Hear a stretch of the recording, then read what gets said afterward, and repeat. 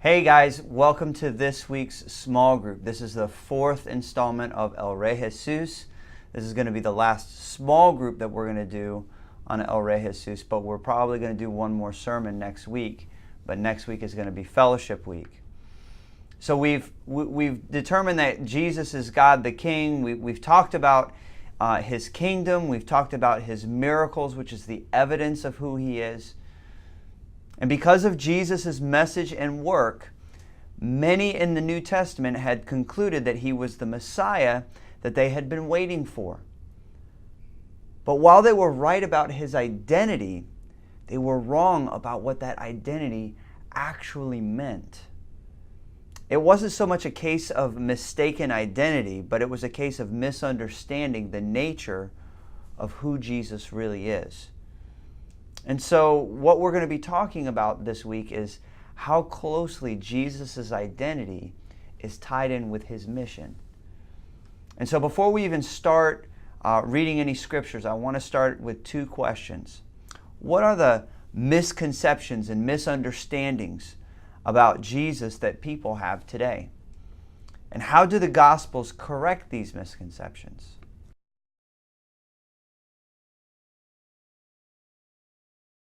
You know, I've heard all kinds of different explanations of who Jesus is. I've heard that He's a teacher. I've heard that He was a wise man, that He was a prophet.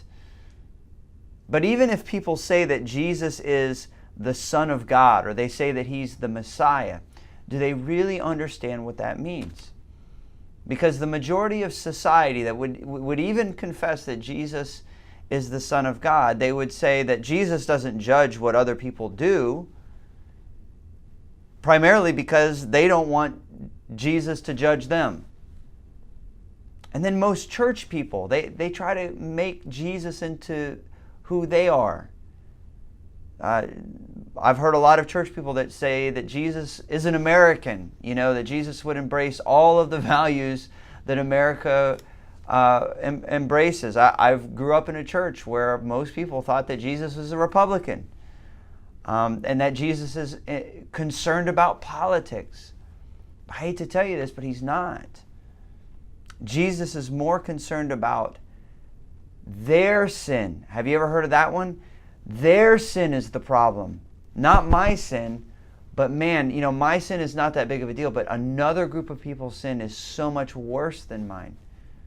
Man, that's where the identity of Jesus comes into question.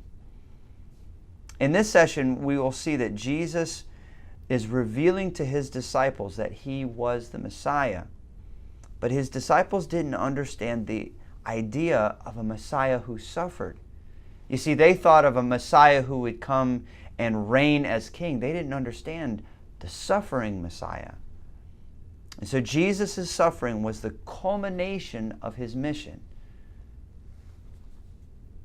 Before you read these next few verses, let me give you some background. Jesus is speaking in a city, and across from this city where Jesus is speaking, there is a cave from which water once gushed as the source for the Jordan River. And at the entrance to this cave was a shrine to a false god by the name of Pan. And there were statues of symbols carved into the wall of the rock. Near the cave, Herod the Great had built a temple and dedicated it to Caesar Augustus. Now here's Herod the Great. He's a king of the Jews, and he has built a temple to a non-Jewish god in honor of the emperor of Rome. And Herod's son, Philip, rebuilt the entire city as his capital and changed its name from Panea to Caesarea Philippi, honoring Caesar and himself. And so here is this city that represents power and the question, who is really at power? And it is here that Jesus discusses His true identity with His disciples. So what I want you to do is read Matthew chapter 16, verses 13 through 17. And then skip ahead to verses 21 through 24. Why is it important not only to understand how other people view Jesus, but also to come to our own conclusion about his identity? And why was Jesus so upset with Peter in verse 23, especially after Jesus praised Peter in verse 17?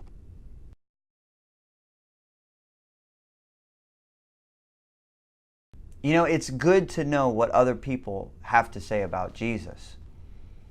But what's really and truly important is what you say about Jesus. Because what you say about Jesus determines life and death. You see, Jesus was upset with Peter because just stating that Jesus is the Messiah is not enough. We must also know why he came and how he planned to accomplish his mission. In addition to recognizing the Messiah, we must also accept the mission of the Messiah. So with that in mind, is the cross a part of the story of Jesus, or is it central to the story of Jesus? And why is that an important distinction? And what did Jesus mean when he advised his followers to take up their cross and follow him in verse 24?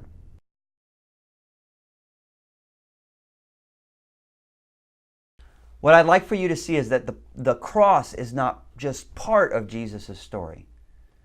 It is central to Jesus' story because it was the focus of his ministry. It was the reason why he came to the face of the planet. You know, some people want to focus on how Jesus fought injustice or how he healed the sick or cared for the poor, which Jesus did do all of those things. But see, here's the thing. The cross affects us all. Now, what does Jesus mean when he says, take up your cross and follow me? Well, when I was a youth pastor, I used to tell the youth workers every year as we were getting ready to go to camp, listen, camp's not just for the kids. We don't just ask the camp to, the kids to open their hearts to Jesus at these camps. I ask the adults to do the same thing. Because we are not going to ask these students to do something that we're not willing to do ourselves. And the reason why I told them that is because that's the attitude that Jesus has. Jesus set the example. Jesus set the example of selflessness and putting others first and being willing to suffer. And through that, Jesus helps us to understand what true love is all about. Love is not this hallmark, oh, well, I love you because you make me feel good. Jesus demonstrated on the cross that true love is being willing to suffer and give up your life for someone else. Next, before we get into the next passages, I need to explain the Passover celebration. The Passover celebration was an annual event that the Jews would celebrate, and it was to commemorate how they were set free by Pharaoh from slavery in Egypt. And the Passover celebration helped them to remember that this was the last plague of Egypt. And Moses went up to Pharaoh and he said, please let my people go. If you don't let my people go, God is going to unleash the worst thing that you could ever imagine. And Pharaoh refused.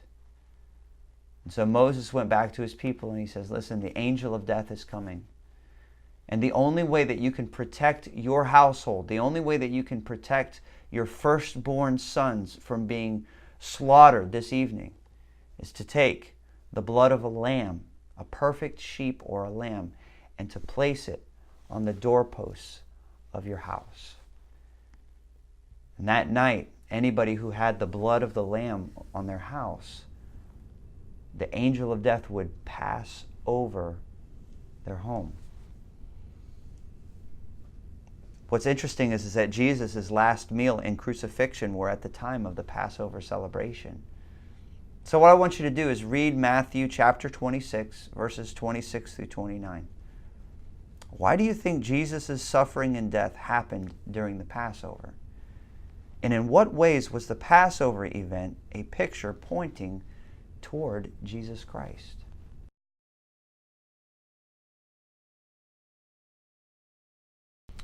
What I'd like for you to see is that Jesus fulfilled the Passover and established a new covenant.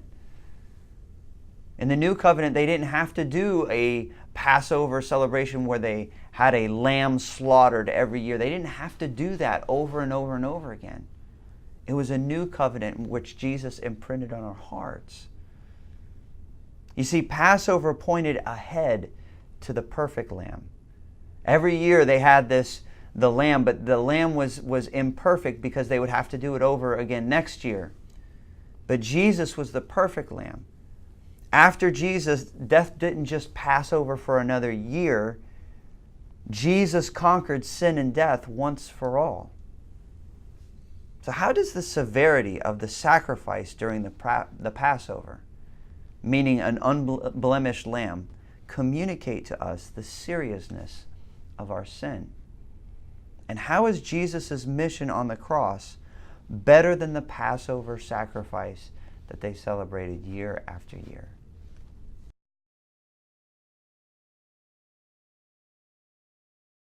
You see, every year the people had to watch as a lamb died for their sin. It was a reminder of how serious sin truly is. Jesus is better than the Passover. And the reason why Jesus is better than the Passover celebration is he brings in the new covenant, where it's not so much about what you do, but it's about what Jesus has already done in our hearts. Next, we're going to read about the moment of Jesus' death. I want you to read Matthew chapter 27, verses 45 through 50. Why did he ask, "God, why have you forsaken me?" What was the reason for asking such a piercing question? And what do we learn about our salvation from Jesus' last words on the cross? How can these words strengthen our faith?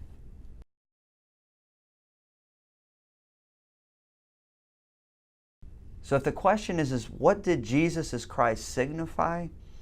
For sure it indicated the physical and emotional agony that Jesus experienced on the cross. But it also indicated his feeling of separation from God as he experienced the curse of sin. You know, through that we learn that our sin has been paid for. That is evidence that Jesus has suffered for us.